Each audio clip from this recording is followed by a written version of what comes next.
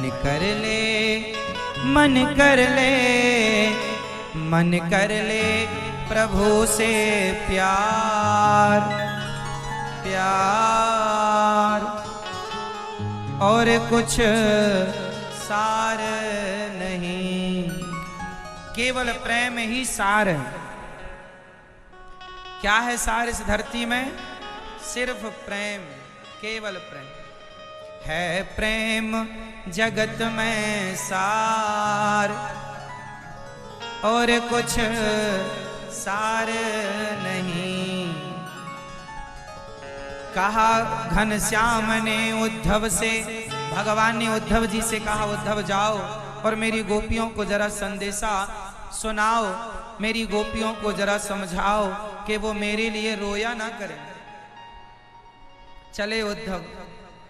कहा उद्धव ने हंसकर मैं अभी जाता हूं वृंदावन, जरा देखूं कि कैसा है कठिन अनुराग का बंधन है। कैसी गोपियां जो ज्ञान बल को कम बताती हैं, निरर्थक लोक लीला का यही गुणगान गाती हैं। उद्धव जी महाराज चले। जब उद्धव जी वृंदावन गोपियों को समझाने, भगवान ने कहा कि मेरी गोपियां वृंदावन में रहती हैं, बहुत प्यार करती हैं, जाओ उन्हें समझा दो, वो मेरे लिए रोया ना करें। तब श्री उद्धव जी महाराज चले और जब चले मथुरा से जब कुछ दूर वृंदावन निकट आया, वहीं से प्रेम ने अपना अनोखा रंग दिखलाया। बिटप झुक कर ये कहते हैं इधर आओ, इधर आओ। जब उद्धव जी वृंदावन आए तो उनका दुपट्टा कांटों में उलझ गया। वृंदावन संदेश देने आए ना, मैसेज देने, श्री कृष्ण का संदेश लेकर आए। कहा उलझ गए वस्त्र कांटों में। उद्धव जी ने कहा रे वृंदावन के कांटे कैसे हो तुम? हम तो यहाँ आए थे संदेश देने के लिए, तुमने हमारा दुपट्टा ही फाड़ दिया। तब उद्धव जी से कांटों ने कहा वृंदावन के, उलझ कर वस्त्र में कांटे लगे उद्धव को समझाने, तुम्हारा ज्ञान पर्दा फाड़ देंगे प्रेम दीवाने। तुम्हारा ज्ञान का जो पहाड़ा है ना, वो हम फाड़ देंगे। इसलिए यहां ज्ञानी बनकर मत आना, ये प्रेमियों की नगरी है, यहां प्रेमी बनकर आना। ये वृंदावन है। उद्धव जी महाराज जब आगे चले तो उलझ, इसके बाद वृक्ष मानो उद्धव जी को बुला रहे हैं, आओ हमें गोविंद का मैसेज दे दो। क्या कहा है हमारे लिए श्याम सुंदर ने, हमें समझाओ क्या कहा है। यमुना बुला रही है, सारे लोग मानो उद्धव को अपनी ओर बुला रहे हैं कि आओ और हमें समझाओ।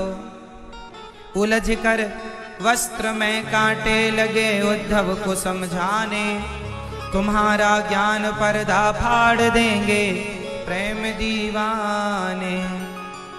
गोपियां कहती हैं है प्रेम जगत में सार और कुछ सार नहीं।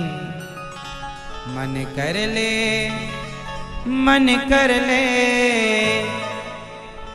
मन कर ले प्रभु से प्यार और कुछ सार नहीं। सारी गोपियां बस प्रेम करती हैं। उद्धव जी जब माँ यशोदा से मिले और माँ यशोदा से कहा उन्होंने कि माँ वो भगवान है, किसी के पुत्र नहीं है, न माता न पिता तस्य न भार्या न सुतादयः नात्मीयो न परश्चापि न देहो जन्म बचा। उद्धव जी महाराज माँ को समझा रहे हैं, माँ ये जो भगवान है ना श्याम सुंदर, ये किसी के पुत्र नहीं बन सकते, वो भगवान है। तब माँ यशोदा ने कहा, उद्धव तेरे लिए भगवान होगा बेटा, मेरे लिए तो मेरा कृष्ण मेरा पुत्र है, मैंने उखल से बांधा है उसे। माँ के दिव्य उपदेश से उद्धव जी बह गए ज्ञान और प्रेम।